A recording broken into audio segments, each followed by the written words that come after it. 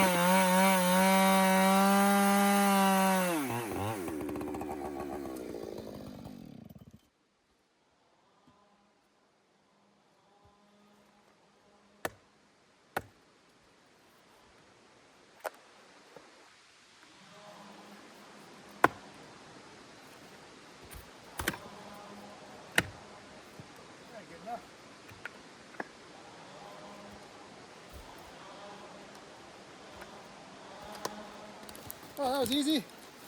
Man, I love cutting cedar. So much softer than hemlock and fir balsam. It's so soft. Oh, balsam's pretty soft too. Okay. That's it. Doesn't have to look pretty. Just has to be at the right opening, nice and straight. All the way across, no Dutchman. That's what counts. That's what you're going for. Yeah. Okay. Let's go put her right in there. Washy. Yeah, I'll check my aim again, but that's where it's gonna go. Right there.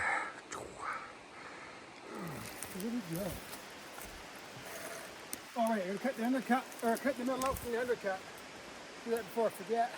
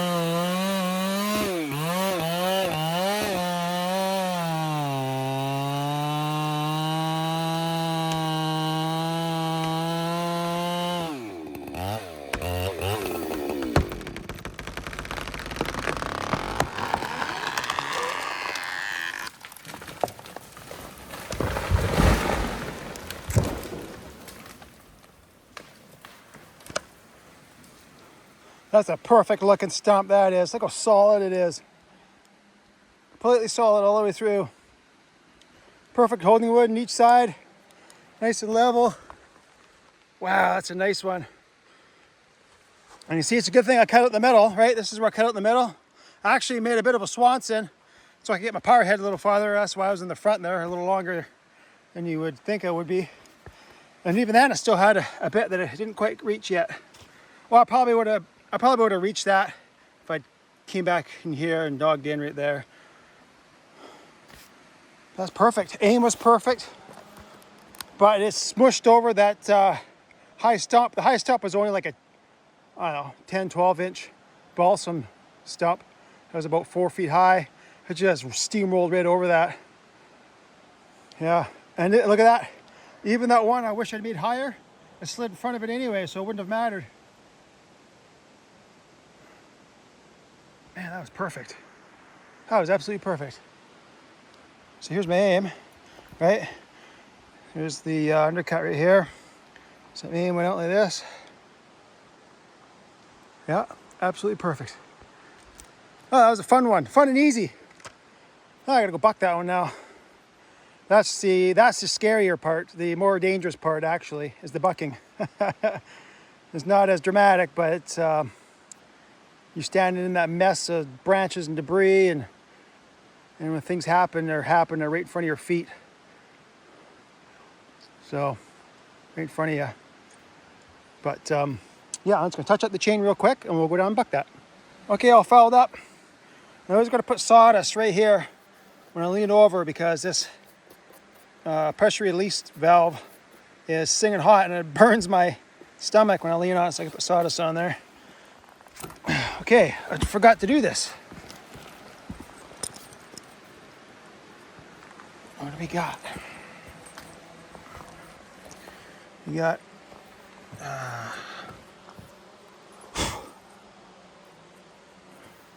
6'8". Decent size. Okay, let's go buck this one now. Okay, because this tree is so big, and I probably won't be able to reach the bottom side. Even if I lay down and reached around, I probably won't reach the bottom side, so I have to go down to the bottom. Instead of trying to reach from the top, laying on the log, I have to actually walk to the bottom and cut the bottom piece first. And you always look out for any potential slabs, like the tree could be split, and if you're cutting that, a slab could drop. But in this situation, I know the tree's solid and it's got some bands on there, which were not necessary. But of course, the guys who banned it, they couldn't tell if it was solid. So yeah, it's not going to split. Highly unlikely to split anyway. Yeah, so it should be safe to stand underneath there and get the bottom quadrant cut up. So let's do it. And the whole thing is intact, right? So it's not shattered at the top or anything. Nothing's going to move. It's all in one piece. So it's relatively safe. Safe as it's going to get.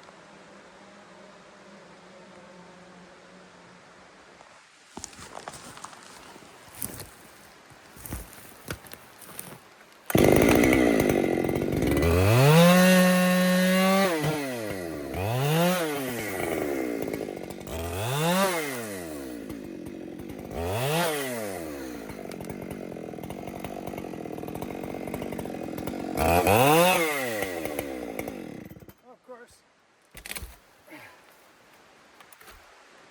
got to tape it. Gonna need to do that.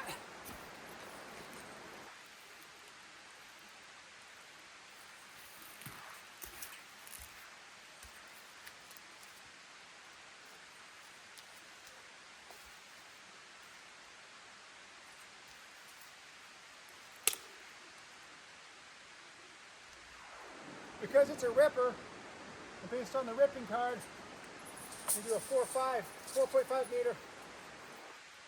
Yeah.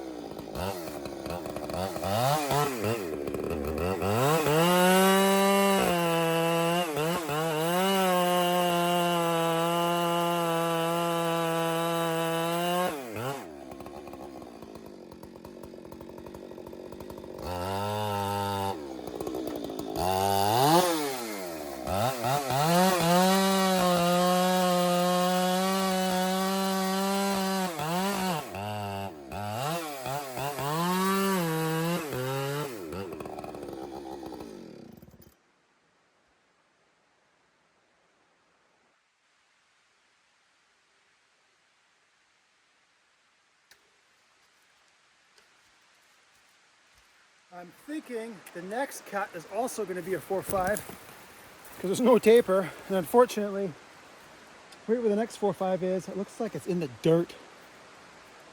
So I'll have to be real careful when I'm cutting that one. I don't want to hit the dirt.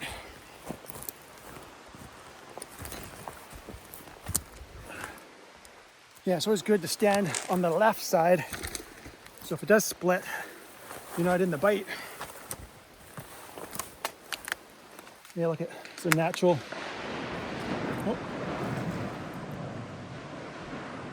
Oh, that was a loud crash. There's a treetop wiggling back and forth over there.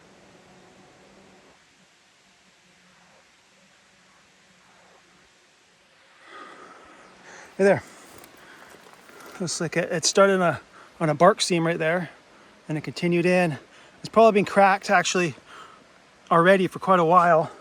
Probably from windstorms, it moving back and forth. So when this thing rolls, and when they rip it, it makes sense to rip it right down that crack right there. There we go. A little sapling stump there.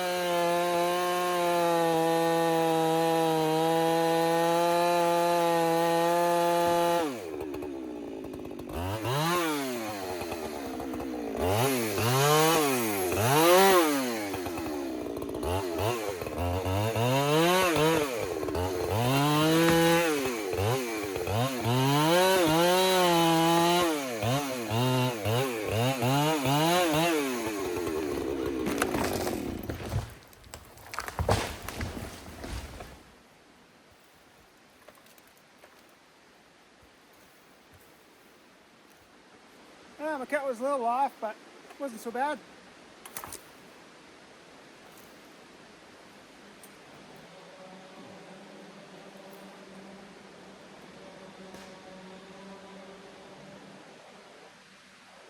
Still 55 inches across.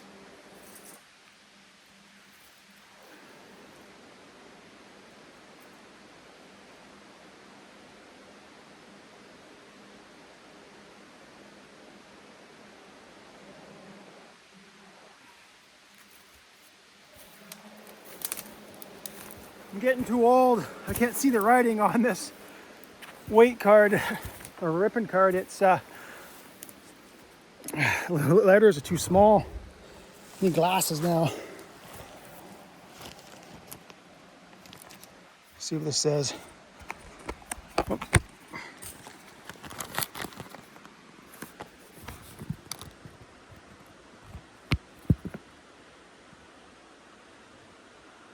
It was 55. So a 6.4.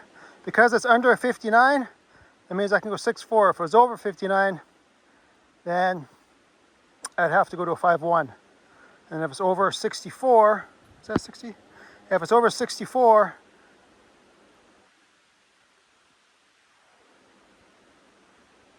wait, how's that work now?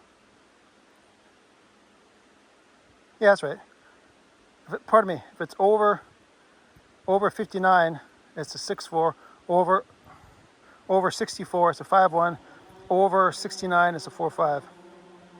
So actually, I can go for a ripping log, 59. Now, let's go to my weight card. Cedar, 55. So we got 51. You don't want 3/8. You want 4.5, even though it says 3/8 in the card. They don't want, the buyer doesn't want 3/8.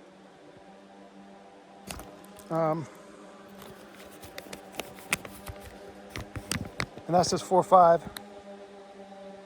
So we're going to think here.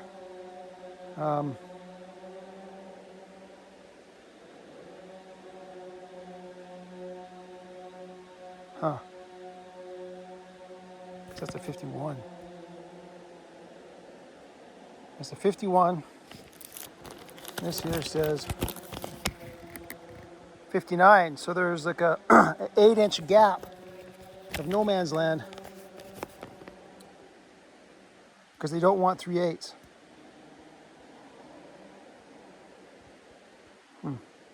Think about this for a sec. Okay, so it's too heavy to fly as a 4.5 without it being ripped, right?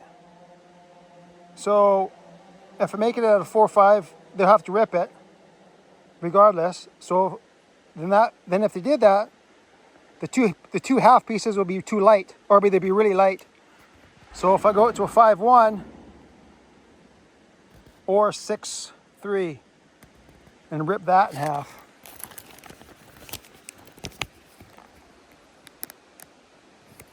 I'm gonna 6.4. I'm gonna do a 6.4 because even though it's a little bit light, it's still a preferred length. So if I buck this at a 6.4 and they rip it,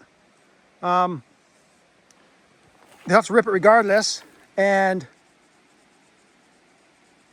I'll maximize the weight more. So that's what I'm going to do. Yeah, that's what I'm going to do. Okay, change of plans. Right here's a 6.4 right there, and it's right in the dirt. Look at it, it hit the ground so hard it just smushed the ground right in and just plowed it down the hill. And just look at the dirt, just rolled on the high side here. It's just covered. It's like embedded in the ground, in the dirt here. So I'm gonna rock out for sure, and then I won't even get it bucked. So there's a 5.1. That might be doable. I'll have to check. What do you got here? What does it look like?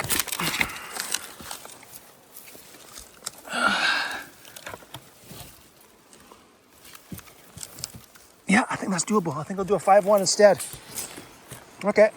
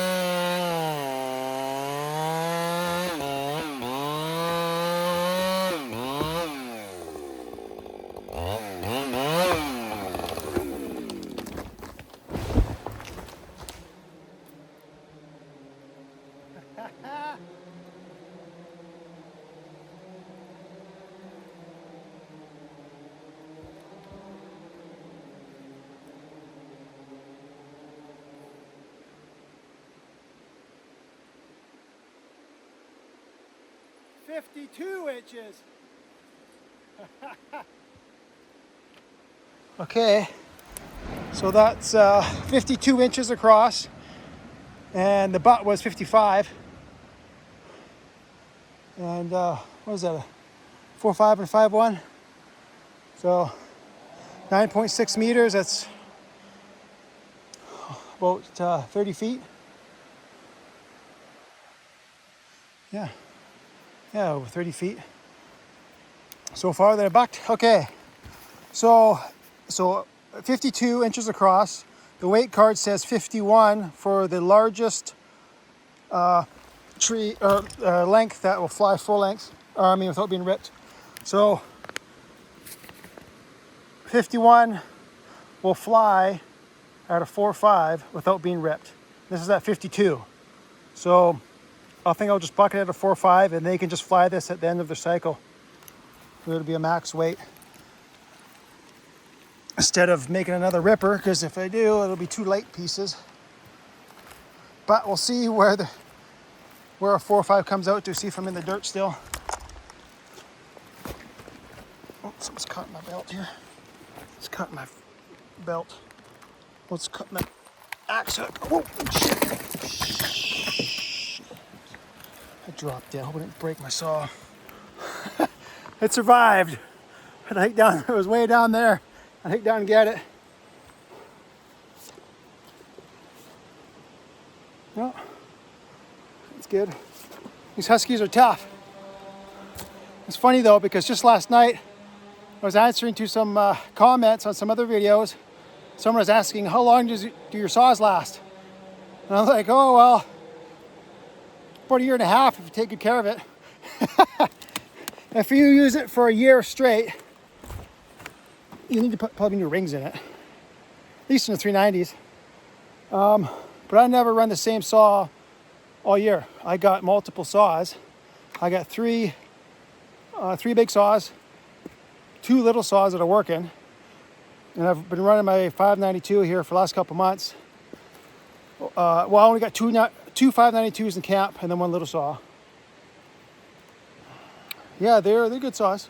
I mean, there's some flaws to them, of course. They make the the case. They make this part right here, this gray part, make that too weak because it connects, the spring connects right there. I've cracked it there before on the little saw anyway. Yeah, 4.5. Oh wow, 4.5 is right in the dirt. 4.5 is right here, right in the dirt. Where are we here? 4.5, look at that. Right in the dirt. There's even dirt on the high side here. Okay, so I'll have to do 6.3 and they'll just have to rip it. And I'll have 2 light pieces. That's the way it goes. Pardon me, 6.4, because the ripping card says 6.4, but the weight card says 6.3. I'll err on the side of doing a 6.4. Right there.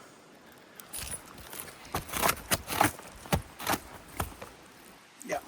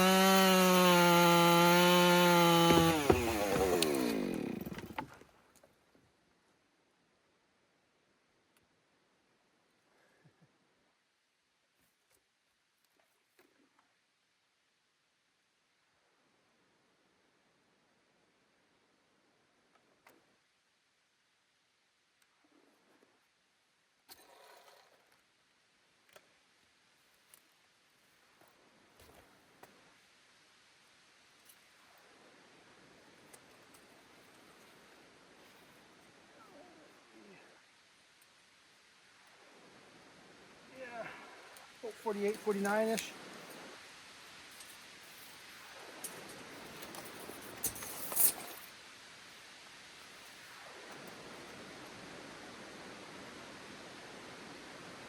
Yeah,